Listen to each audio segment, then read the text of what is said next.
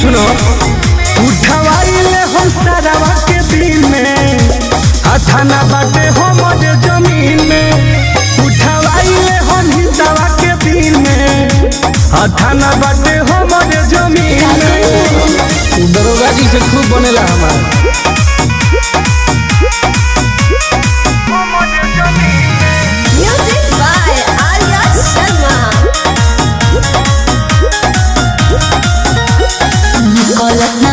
हम घर से जानू करे